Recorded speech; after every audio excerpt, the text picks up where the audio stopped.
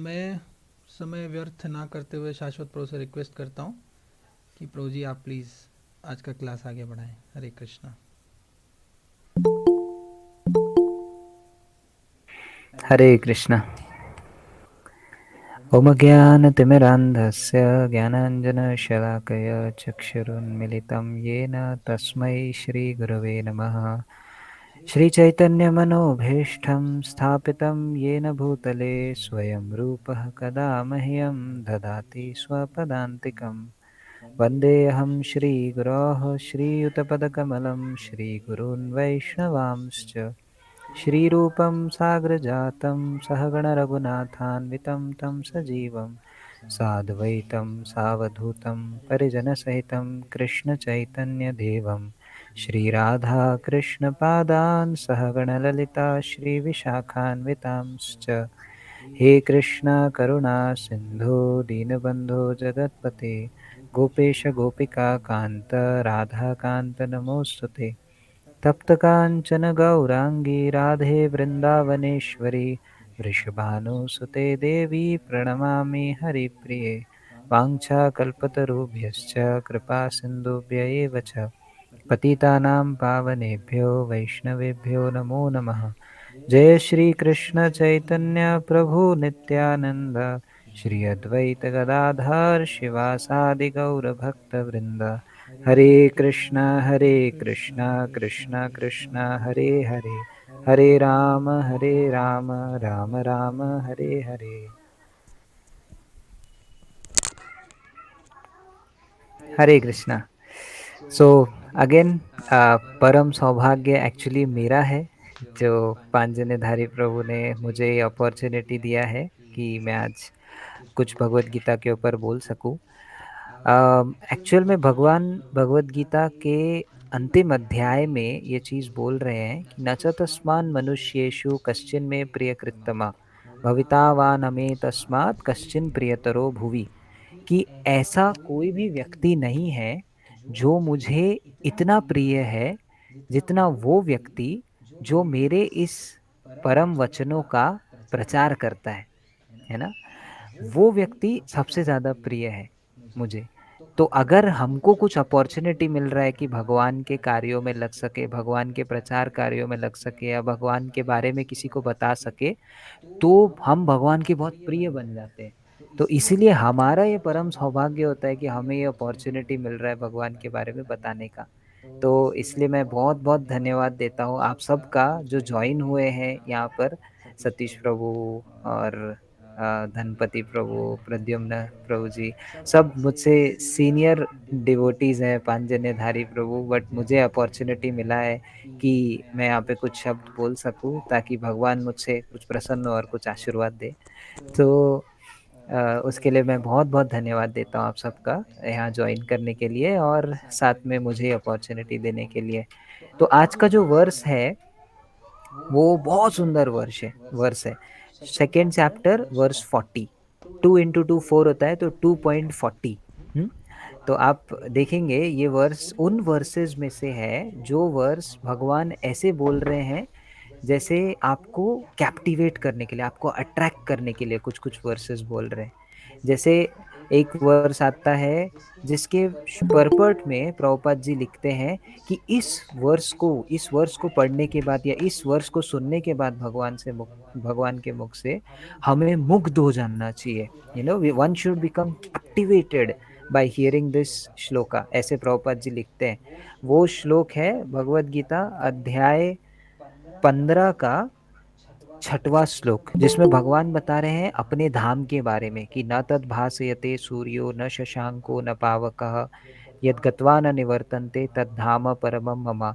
तो उस वर्ष के परपट में प्रभुपाद जी लिखते हैं कि इस श्लोक को सुन के एक व्यक्ति को मुग्ध हो जाना चाहिए कि अरे बाप रे, ये जो दुनिया हम देख रहे हैं अपने चारों तरफ वही एकमात्र दुनिया नहीं है। भगवान बता रहे हैं कि एक ऐसी दुनिया है जहाँ पर ना सूर्य के चमक से अंधकार जाता है, ना चंद्रमा के चमक से, वो स्वयं स्वतः ही प्रकाशित है। ऐसा धाम है, वो मेरा धाम है और वहाँ जाने के बाद यहाँ वापस नहीं आना पड़ता है। तो उस वर्ष के पर्पट में प्रभुपाद जी लिखते हैं कि इस वर्ष को पढ़ के मुग्ध हो जाना चाहिए। तो भगवत गीता के अलग-अलग अध्यायों में अलग-अलग ऐसे कुछ श्लोक हैं, जिसमें जिसको पढ़ के हम मुग्ध हो सकते हैं। तो ये आज का जो वर्ष है हमारा भगवत गीता दूसरा अध्याय 40वाँ श्लोक, वो भी कुछ ऐसा वर्ष है, वो भी ऐसा श्लोक है जिसको पढ़ के हमको मुग्ध हो जाना चाहिए कि अरे बाप रे! क्या इन्फॉर्मेशन मिल गया है आज हमको। तो इस वर्ष में भगवान बोल रहे हैं, नेहाभिक्रमनाशोऽस्ति प्रत्यवायो न विद्यते स्वल्पमप्यस्य धर्मस्य त्रायते महतो भयात्।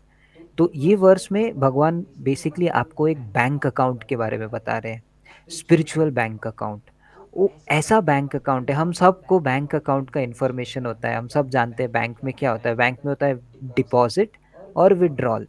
तो जब हम डिपॉज़िट करते हैं, हम उतना ही विथड्रॉ कर सकते हैं। अगर हम उससे ज़्यादा विथड्रॉ करते हैं, तो वो लोन हो जाता है, फिर उसके लिए इंटरेस्ट के साथ डिपॉज़िट करना पड़ता है। और अगर हम ज़्यादा डिपॉज़िट करते हैं, तो वो स्टोर होते जाता है, फिर हम बाद में विथड्रॉ कर सकते हैं। बट भगवान जो इस वर्ष में इस बैंक अकाउंट के बारे में बता रहे हैं, वो है स्पिरिचुअल बैंक अकाउंट।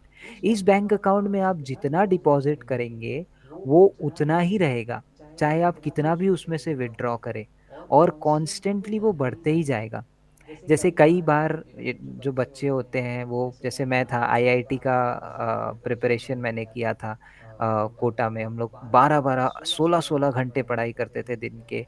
कुछ है जो यूपीएससी का प्रिपरेशन करते हैं, बैंक का प्रिपरेशन करते हैं या मिलिट्री, आर्मी, एनडीए का प्रिपरेशन करते हैं। कई ऐसे प्रिपरेशंस करते हैं जिसमें बहुत मेहनत करना पड़ता है हमको, कांस्टेंट कंसिस्टेंट मेहनत करना पड़ता है और तब जाके शायद हमारा लॉयर या फिर इंजीनियर या डॉक्टर का डिग्री हमको मिले या तो फिर शायद हो सकता है ना भी मिले।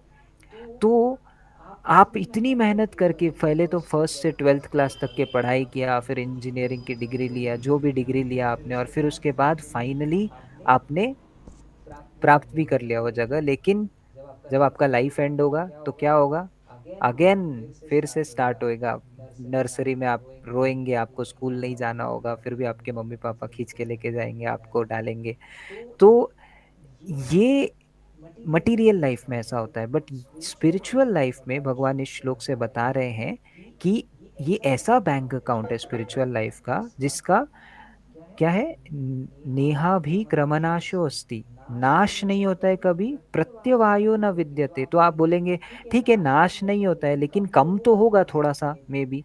तो बोल रहे हैं नहीं कम भी नहीं होता है प्रत्यवायो न विद्यते ऐसा कभी नहीं होता है कि वो कम होगा। स्वल्पम अप्यस्य धर्मस्य त्रायते महतो भयात्। थोड़ा सा भी अगर हम इसमें एडवांसमेंट करते हैं इन्वेस्टमेंट करते हैं तो ये आपको सबसे बड़े भय से बचा सकता है। तो अभी मेरा एक छोटा-सा क्वेश्चन है जो आप अगर चैट में लिख के बता सकते हैं, म्यूट ऑफ करके बता सकते हैं कि सबसे बड़ा भय क्या होता है एक व्यक्ति के जीवन में या किसी भी जीव के भय में? ओके, भारती माता जी। मृत्यु। हाँ, ओके, शीतल माता जी बता रहे मृत्यु। भारती माता जी आपने हाथ उठाया है, आपके हिसाब से? मृत्यु ही है प्रभु जी। मृत्यु ही है, यस। हाँ। और ललित प्रभु जी? हरे कृष्ण प्रभु जी। दरिद्रता भी एक डर होता है किसी के जीवन में, जी, और बिल्कुल। बहुत ज्यादा रोग शरीर में हो जाए उसका भी डर लगता है। और जी। मृत्यु मतलब अल्प आयु या प्रीमेच्योर डेथ भी बोल सकते हैं। ये तीन मेजर डर होता है किसी के दिमाग में। यस। तो एक एक डिवोटी से मेरी बात हो रही थी खारगर मंदिर में, तो उन्होंने भी बोला कि मृत्यु से बड़ा भय क्या हो सकता है? तो मैंने तुरंत उत्तर दिया उनको, अपने किसी करीबी व्यक्ति की मृत्यु होना। तो हाँ, ये बात तो सही है कि हम हमारे मृत्यु से उतना भयभीत नहीं होते जितना भयभीत हम अपने किसी करीबी व्यक्ति या मित्र या साथी या पिता माता या हमारे प्रियजन जो है उनकी मृत्यु होना, उस वो और ज़्यादा भयभीत करता है हमको। अगर कोई चला जाता है हमारा दोस्त मित्र या फिर प्रियजन, तो हमको चिंता बनी रहती है, फ्लाइट में जा रहा है, कुछ हो ना जाए, भगवान उसको प्रार्थना करते हैं। बट उससे भी बड़ा एक भय है जो आध्यात्मिक अगर आप आध्यात्मिक ज्ञान जानते हैं तो आपको वो पता रहेगा उस चीज़ का भय। वो भय है मृत्यु के बाद आपको जो अगला जन्म मिलता है, वो व्यक्ति या पुरुष या स्त्री मतलब क्या मनुष्य जन्म ना मिले। अगर आपको कुत्ते बिल्ली का जन्म मिल गया या कीड़े मकोड़े का जन्म मिल गया, क्यों? क्योंकि मनुष्य जीवन ही है जिसमें हम आध्यात्मिक लाभ कर सकते हैं, जिसमें हम ये इन्वेस्टमेंट जो है स्पिरिचुअल बैंक अकाउंट में वो कॉन्स्टेंटली करते रह सकते हैं। अगर वो जन्म हमारा हाथ से चला गया, अगर हमको कीड़े मकोड़े या फिर गाय बैल या पेड़ पौधे, अमेज़न के जंगल में कोई तो कोने में नील रिवर के बाजू में आपको अगर एक पेड़ का जन्म मिल गया है, ऐसे खड़े हुए आप 5000 साल तक के, तो आपका 5000 साल आप कुछ नहीं कर पाएंगे, कोई आध्यात्मिक लाभ नहीं। भूले भटके अगर कोई भक्त वहां चला गया, पता नहीं उसको क्या मन किया, भगवान का कीर्तन कर रहा है, तो हो सकता है कुछ आध्यात्मिक लाभ हो, वरना नहीं। तो ये उससे भी बड़ा भय होता है। तो भगवान क्या बोल रहे हैं? त्रायते महतो भयात, इस सबसे बड़े जो भय है, इससे आपको छुटकारा मिल जाएगा। तो ये क्या भय है? कि अगर आपने थोड़ा भी भक्ति कर लिया इस जीवन में, थोड़ा भी बैंक अकाउंट में इन्वेस्टमेंट आपने कर लिया, तो ये तो आपको गारंटी हो जाएगा कि अगले जन्म आपको एक मनुष्य शरीर ही मिलेगा, आपको कोई कीड़े मकोड़े कुत्ते बिल्ली या इस चीज का शरीर नहीं मिलेगा। तो इस भय से बचने के लिए पहले तो ज्ञान होना चाहिए आध्यात्मिक की, ये भय से बचना है हमको। लेकिन अगर आप भय से नहीं भी बचना चाहते, फिर भी जो फर्स्ट टू पार्ट्स है इस श्लोक के, कि नेहा भी क्रमनाशोस्ति प्रत्यवायो न विद्यते, कि इस आध्यात्मिक जीवन में अगर हम थोड़ा सा भी लाभ करते हैं तो वो कभी नाश नहीं होता है उसका, और कभी भी वो लॉस में नहीं जाता है, कभी भी डिमिन्यूशन नहीं होता है, कम नहीं होता है वो। ये दो वर्ड्स को ही पकड़ के हम अट्रैक्ट हो सकते हैं कि अरे वाह, ये तो बहुत अच्छी चीज है, हमको कॉन्स्टेंटली चैंटिंग करते रहना चाहिए। अब हम बैंक अकाउंट में कितना जमा करते हैं? 5,000 10,000 रुपए का एफडी या आरडी करते हैं लोग, है ना, रिकरिंग डिपॉजिट 20,000 रुपए का करते हैं, और उसमें 2 साल बाद 1 साल बाद वो 2,40,000 50,000 ऐसे हो जाता है। हमको लगता है वाह कितना अच्छा डिपॉजिट किया हमने। लेकिन अगर आप भगवान का नाम ले रहे हैं, अगर आप हरे कृष्णा चैंटिंग कर रहे हैं, तो आप क्या डिपॉजिट कर रहे हैं अपने स्पिरिचुअल बैंक अकाउंट में? श्रील रूप गोस्वामी बताते हैं कि नाम चिंतामणि कृष्णा चैतन्य रस विग्रह। तो एक बार क्या हुआ, अकबर जी श्रील रूप गोस्वामी और सनातन गोस्वामी जी से बहुत प्रसन्न थे। आज भी अगर आप जाएंगे शायद रेड फोर्ट में या कहीं पर, एक खंबा है जिसमें अकबर जी ने रिकॉर्ड करवाया है सनातन गोस्वामी और रूप गोस्वामी जी का नाम, इनके नाम पे ये जमीन है, ऐसे करके उनका ग्लोरिफिकेशन है। तो सनातन गोस्वामी रूप गोस्वामी जी क्लोज थे अकबर जी के।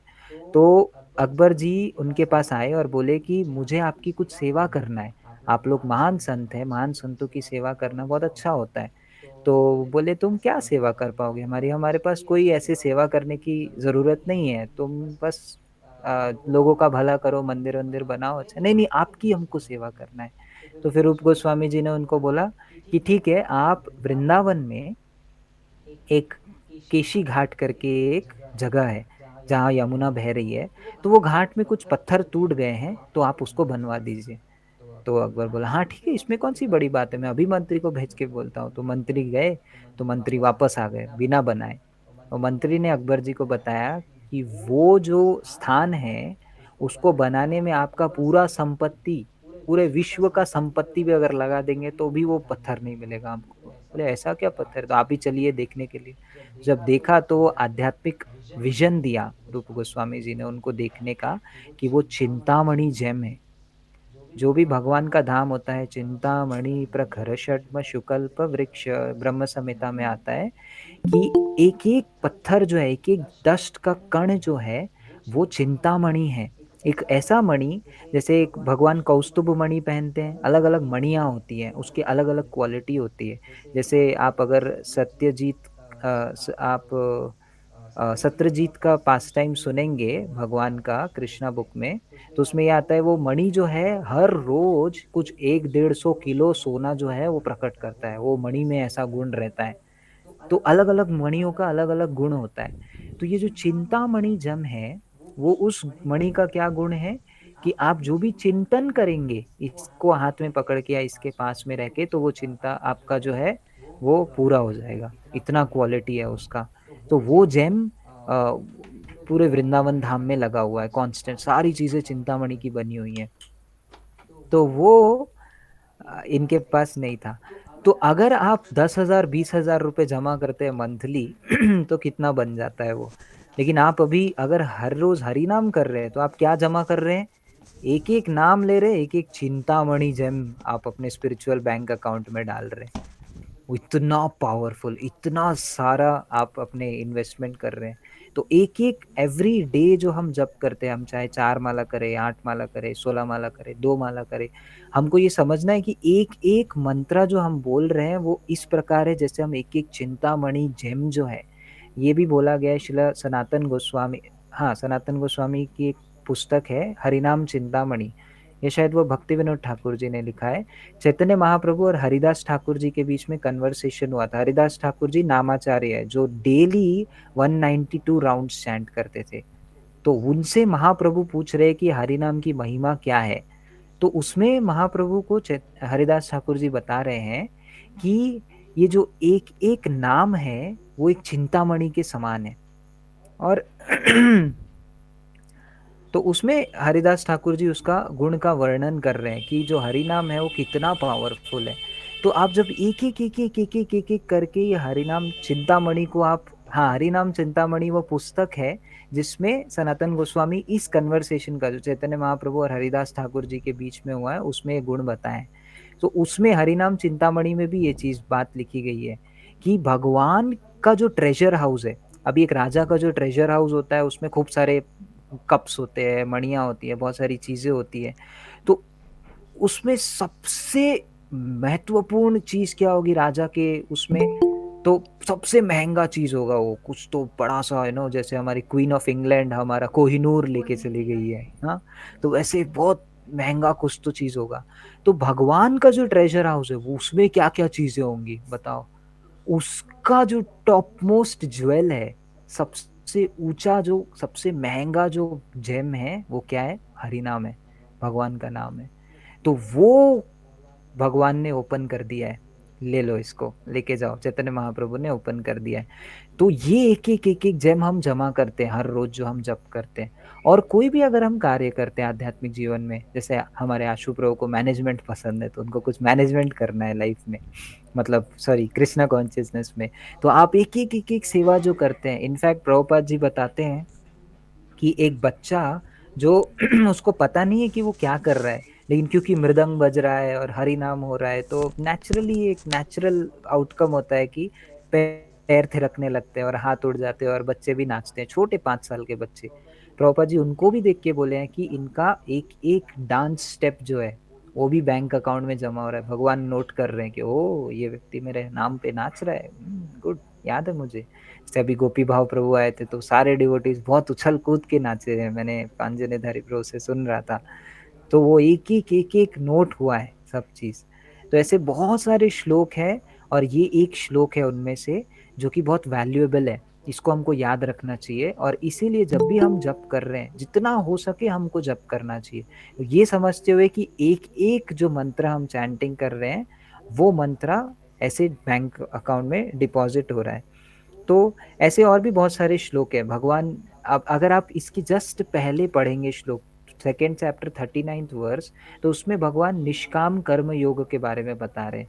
भगवान बोल रहे हैं पहले कि अभी तक तो मैंने तुमको लॉजिकली साइंटिफिकली समझाने का कोशिश किया, बेसिकली हुआ क्या है, स्टोरी क्या है, अर्जुन जी जो हैं वो परेशान हो गए, वो बोले कि मैं अपने मित्र वगैरह को नहीं मार सकता हूँ, जिन लोगों के लिए मेरे को मजे करने के लिए जिनके साथ ये धन चाहिए था उन्हीं को, वो तो सब खड़े हुए हैं यहाँ पर, मैं तो उनको मार दूंगा तो कैसे मजा आएगा, कैसे मैं भोग पाऊंगा ये सब चीजों को, उसमें खून लगा होगा इन सब लोगों का अगर मैं कुछ भोग करूंगा अभी तो अर्जुन हार मान चुके हैं। तो अब भगवान उनको इंस्ट्रक्शन देना चालू कर रहे, तो वो पहले लॉजिकल इंस्ट्रक्शंस दे रहे थे कि देखो वैसे भी तुम मारोगे तो ये लोग मरने वाले हैं नहीं, क्योंकि नैनम छिन्दन्ति शस्त्राणि, इन लोगों आत्मा का कभी विनाश हो ही नहीं सकता है, बहुत लॉजिकली समझाए।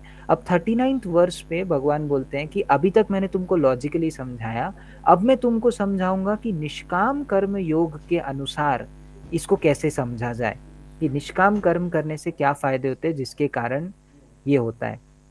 लेकिन नेक्स्ट ही वर्ष में भगवान क्या बता रहे, फायदा क्या होगा।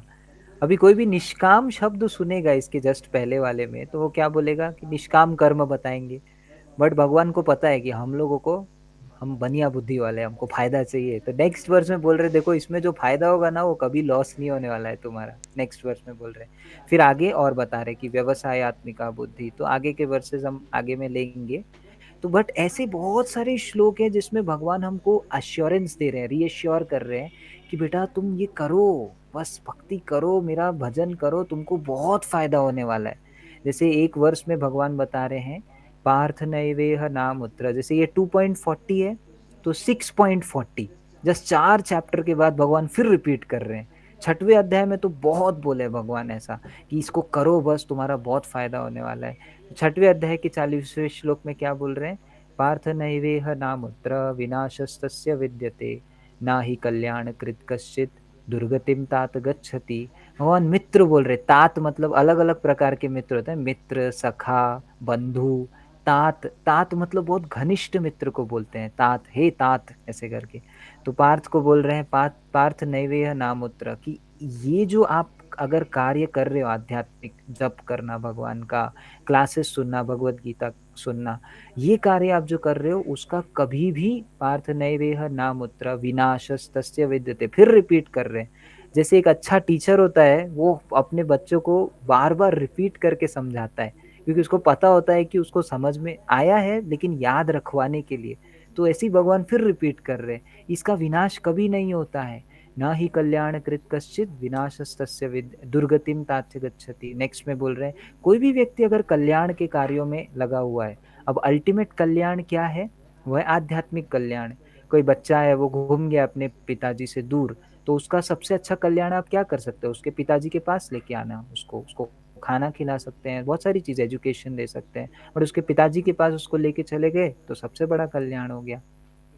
तो भगवान वो बोल रहे हैं कि ऐसे कल्याण के कार्यों में लगे हुए व्यक्ति का दुर्गतिम तात गच्छति, कभी भी दुर्गति नहीं होता है। तो कई बार हमको जब हम शरण में जाना चाहते हैं भगवान के प्रति, तो हमको डाउट आ सकता है कि अरे ये अगर मैं आज पढ़ाई छोड़ के या ये जॉब का ये वाला काम छोड़ के या इस चीज़ को छोड़ के मैं भगवान का नाम जप कर रहा हूँ या ये कर रहा हूँ या वो कर रहा हूँ, भगवान के मैनेजमेंट में लग रहा हूँ, अरे यार ये प्रभु जी लोग हर समय आ जाते हैं रिक्वेस्ट लेके, ये करो वो करो ऐसा करो ऐसा करो, प्रभु जी आप ये कर सकते हैं क्या? अरे अब मना भी करने नहीं होता है और साथ में अभी ये भी काम है हम लोगों को। लेकिन अगर आप देखेंगे अपने जीवन में लॉन्ग रन में, शॉर्ट टर्म में अप्स एंड डाउन्स आ सकते हैं, बट ये गारंटी है कि आप लॉन्ग रन में अगर आप निकाल के देखेंगे ना अपना अकाउंट, तो डेफिनेटली वो बड़ा होगा, क्योंकि एब्सोल्यूट ट्रुथ है, ये परम सत्य है भगवत गीता जो हम पढ़ रहे हैं। तो और परम सत्य जैसे हमने सुना है, महात्मा गांधी जी भी बोलते हैं सत्य परेशान हो सकता है लेकिन पराजित नहीं। तो वैसे ही ये परम सत्य है, ये परेशान भी नहीं होता है। तो बट स्टिल अगर हम परम सत्य इसको फॉलो करते हैं तो हो सकता है कि अप्स एंड डाउन्स आए, लेकिन आप लॉन्ग रन में जब देखेंगे तो देखेंगे अरे यार नहीं यार बहुत फायदा हुआ यार हम लोगों का। तो ऐसे भगवान बहुत सारे वर्सेस बोल रहे हैं जिसमें वो बता रहे हैं कि फायदा होगा, टेंशन मत लो।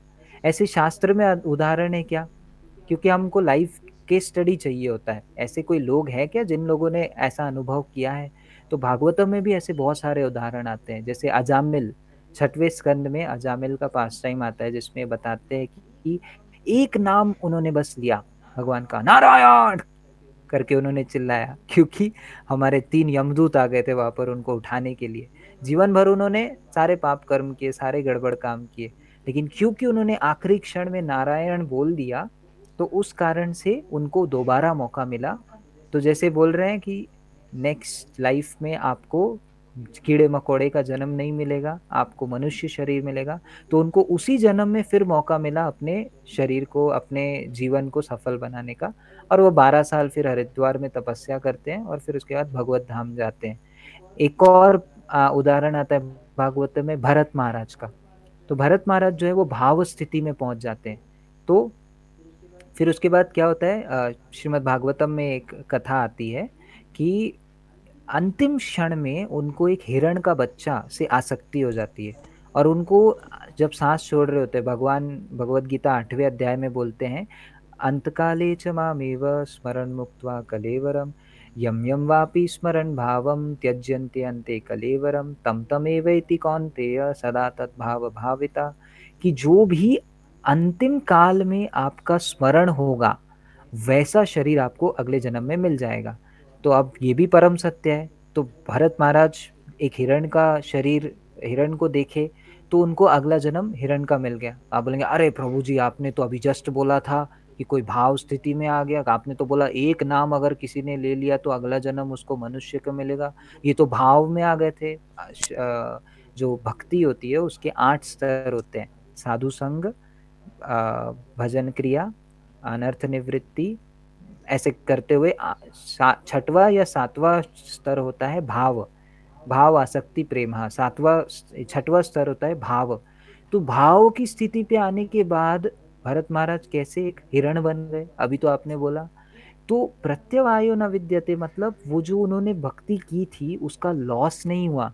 तो आप भागवतम में पढ़ेंगे कि भरत महाराज इवन दो वो हिरण के शरीर में थे फिर भी उनको सारे श्लोक याद थे, और वो क्या किए, हिरण के शरीर में रहते हुए साधुओं के जमावड़े में, समूह में जाके वहां पर उनका झूठा जो खाया है उसको खाते थे वो। और वो अपने हिरण दोस्तनियों के साथ वो लोग नहीं रहते थे, वो हमेशा साधुओं के ही संग में रहते थे इवन दो वो हिरण थे। और फिर जब आखिरी समय आया तो वो भगवान का नाम लिए, बाकायदा हिरण होते हुए भी भगवान का नाम उन्होंने लिया और फिर शरीर त्यागा। तो अगले जन्म फिर वो जड़ भारत के रूप में आते हैं और फिर कथा आगे जाती है। तो वो भी एक उदाहरण है कि उन्होंने जो भी भक्ति किया इवन दो आखिरी समय में वो लॉस हो गया उनका, लेकिन फिर भी वो बच के निकल गए और वो ये कर लिए। तो अब इस कहानी से हमें क्या शिक्षा मिलती है, हमें अपने जीवन में कैसे उतारना है इस चीज को। तो एक बार क्या होता है, एक साधु रहता है, ये बहुत सुंदर कथा है, प्लीज ध्यान से सुनिए। वो साधु जाते रहता है, अलग अलग गांव में जाता है, वहां पे वो भगवान का भजन कीर्तन करता है, लोग आते हैं उसके पास और उससे सुनते हैं कहानी और कथा भगवान की, और सब प्रसन्न होते हैं, उनको प्रसाद देते हैं, सब करते हैं। ये एक गांव में ये जब जाते रहते हैं तो शुरुआत में ही एक कब्रिस्तान रहता है उस गांव के सामने में, एक सुनसान कब्रिस्तान। अब वो जब वो जाते हैं तो कब्रिस्तान के अंदर जाते हैं तो नाम पढ़ते हैं, तो वो नाम में लिखा रहता है फलाना जो भी है आस्था, या सॉरी यहाँ पे कोई आस्था तो नहीं है ना नहीं आप नहीं है, तो कोई एक रहते, कोई एक नाम रहता है ये, उनका उम्र 3 साल 8 महीने। ओ वो बोलते हैं ओ कितनी बुरी बात है, 3 साल की बच्ची बेचारा, इनको दफनाना पड़ा। अगले कब्र में जाते हैं तो वो देखते हैं सो एंड सो व्यक्ति सुरेश, उसका 2 साल 3 महीने। बोलते हैं ओ अरे कितनी बुरी बात है, अभी एक बच्ची, एक और बच्ची, वो बच्चा ओ हो। फिर आगे जाते हैं रमेश, 1 साल 15 दिन। बोलते हे भगवान ये कैसा गांव है, यहाँ पे कितने बच्चे मरते हैं।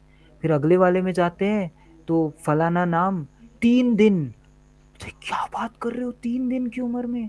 तो ऐसे जाते हैं पूरा कब्रिस्तान देखते हैं, सब मैक्सिमम 3 साल के ऊपर कुछ किसी का रहता ही नहीं है, 4 साल 5 साल, एट द मैक्स 5 साल। तो वो बहुत घबरा जाते हैं, वो बोलते हैं बाप रे ये गांव में तो जाना नहीं है, यहाँ पे तो 5 साल की उम्र के लोग रहते ही नहीं है, मतलब मर जाते हैं सब के सब यहाँ पे बच्चे में ही, भाई इधर तो नहीं जाना है। तो वो भागने को देखते रहते हैं, उतने में एक गांव का व्यक्ति दिख जाता है उनको, और वो गांव का व्यक्ति बोलता है अरे साधु महाराज आइए आइए, प्रणाम आपको, आप आइए हमारे गांव आए। तो वो घबराते रहते हैं, अरे यार यहाँ जाऊं कि नहीं जाऊं, क्या करूं।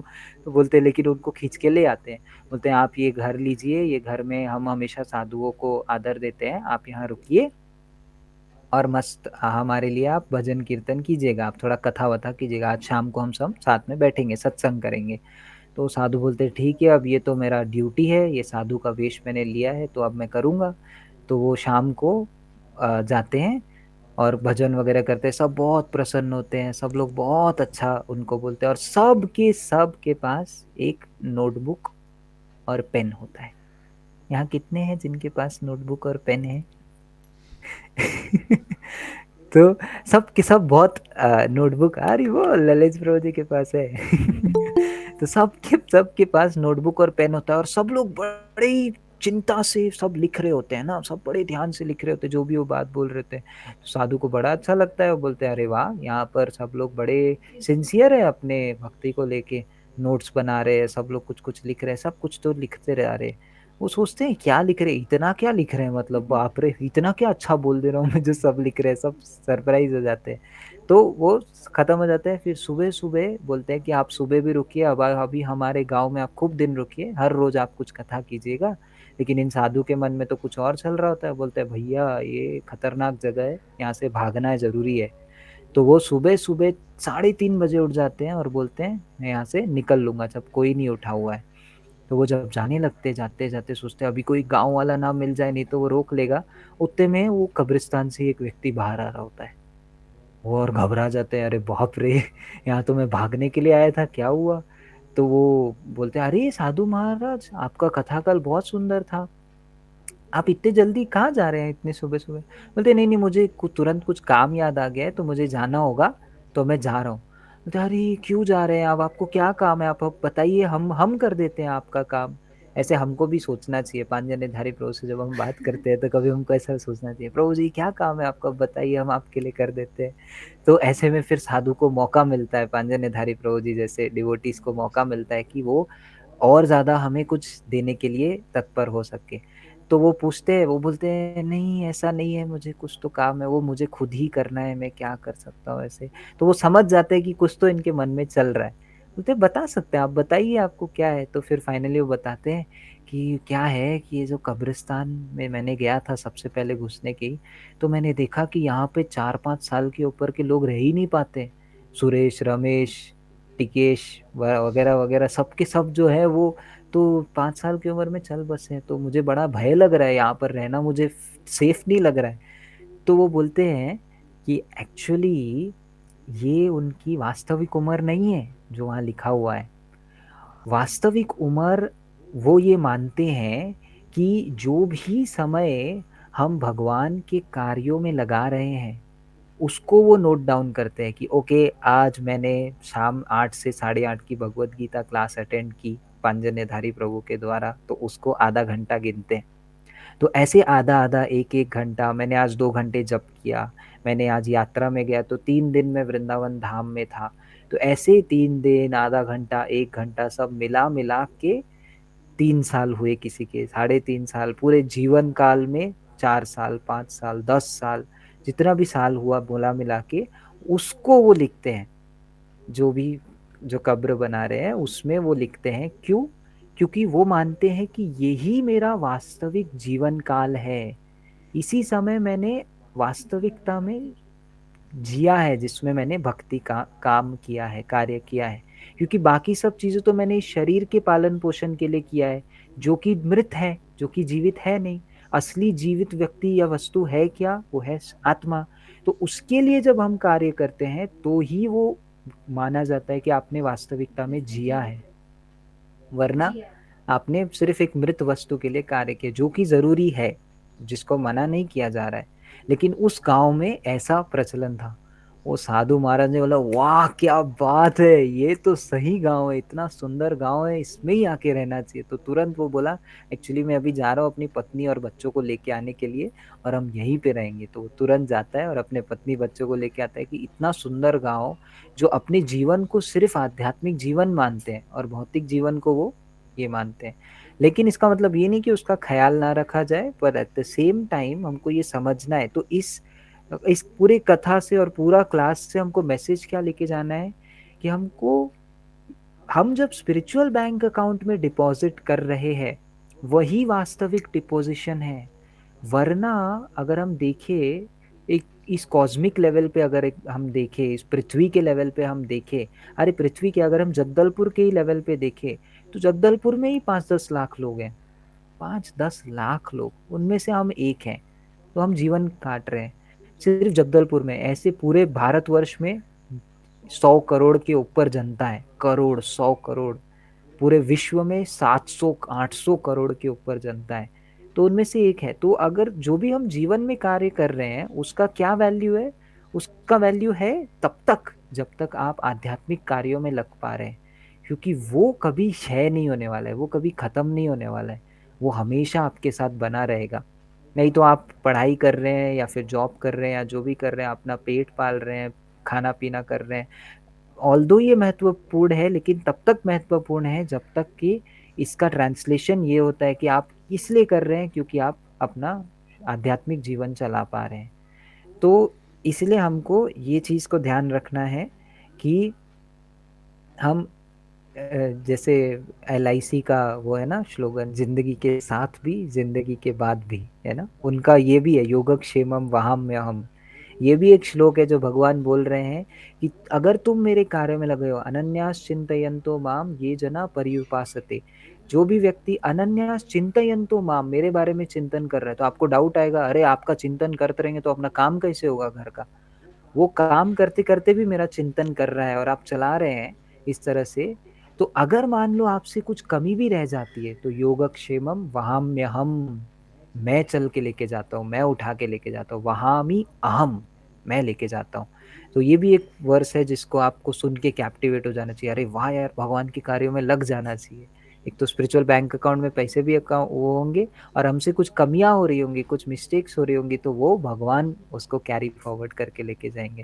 जैसे अभी क्लास देने के लिए प्रभु जी ने बोल दिया, पांजनेधारी प्रभु जी ने, तो मेरा ऐसा उम्मीद है कि ये वर्ष के ही अनुसार, भले ही मुझसे कुछ त्रुटियां हो गई हो, कुछ गलतियां हो गई हो, मैंने कुछ गलत बोल दिया हो, किसी के भावनाओं को चोट पहुंच गई हो अगर मेरे कुछ बोलने से, तो मेरा ये उम्मीद है कि भगवान जो है वो हार्ट में बैठे हुए परमात्मा, ठीक है माफ कर दो बच्चे को, ऐसे करके छोड़ देंगे। तो इतना बेनिफिट है भगवान के कार्यों में लगने में, भगवान के कार्यों को करने के लिए। तो इसीलिए आज के श्लोक से हमको यही मैसेज लेना चाहिए कि जितना हो सके भगवान का नाम का जप करना चाहिए, जब भी मौका मिले। प्रसाद खा रहे हैं आप, ये एक कार्य है जो आप कभी भी कर सकते हैं। इनफैक्ट एक सरप्राइजिंग स्टेटमेंट है श्रील प्रभुपाद जी का, जिसमें वो बोलते हैं कि किसी से बात कर रहे हैं आप तब भी हरे कृष्णा कांस्टेंट चैंटिंग चालू हो सकता है।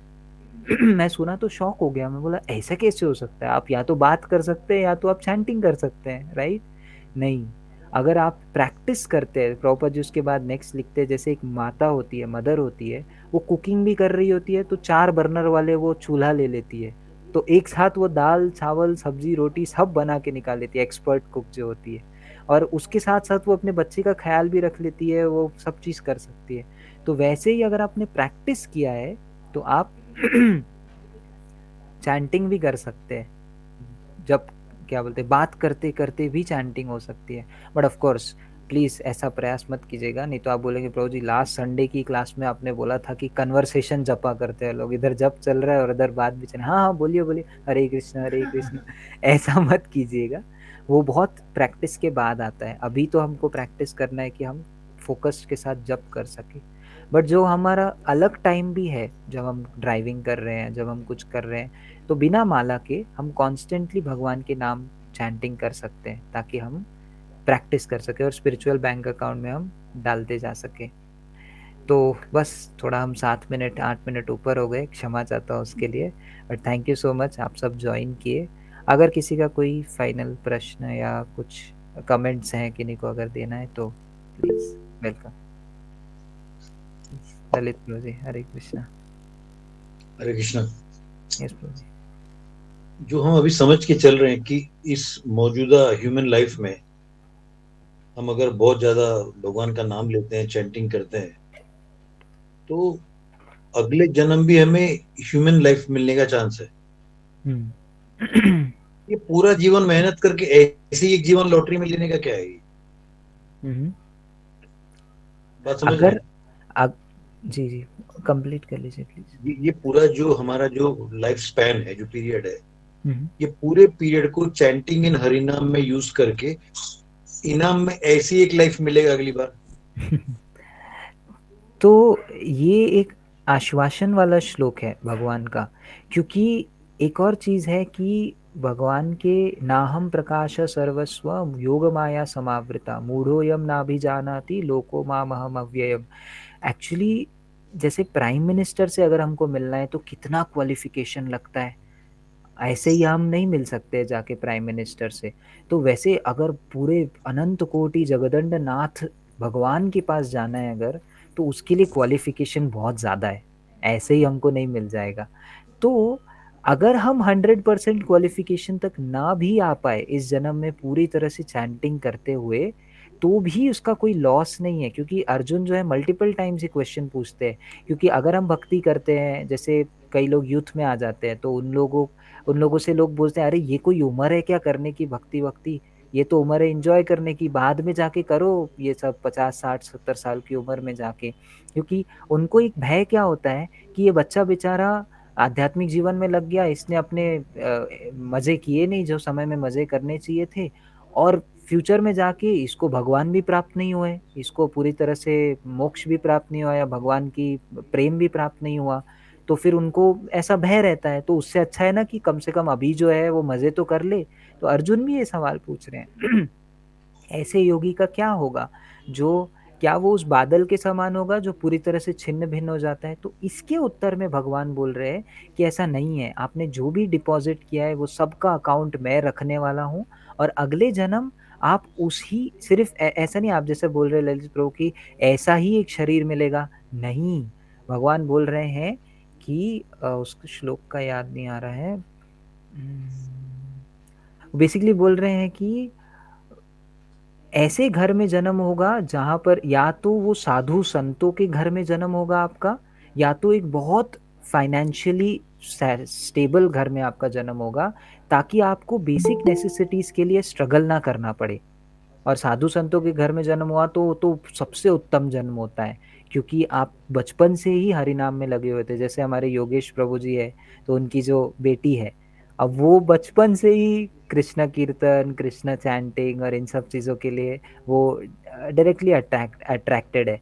तो इतना फॉर्चुनेट जन्म हमको मिलता है, तो ऐसा ही एक जन्म गिफ्ट में नहीं मिलेगा। और अगर हमने कंप्लीट कर लिया, जो कि प्रभुपाद जी बोलते हैं, don't wait for next life, this life time make it perfect and go back home. इस लाइफ परफेक्ट कर लिया तो नेक्स्ट जन्म नहीं मिलेगा, देन हमको भगवत धाम जो न तद भासयते सूर्यो, वो धाम में हमको मिलेगा।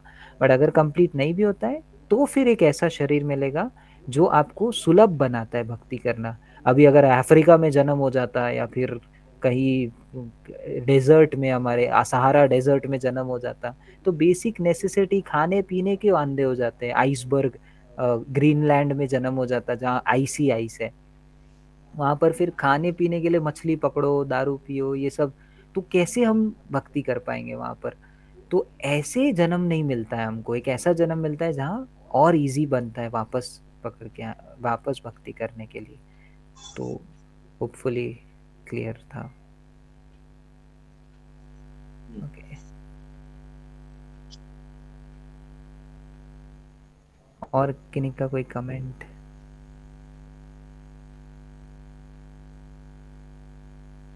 थैंक यू प्रभु जी, बहुत अच्छा क्लास आपने दिया।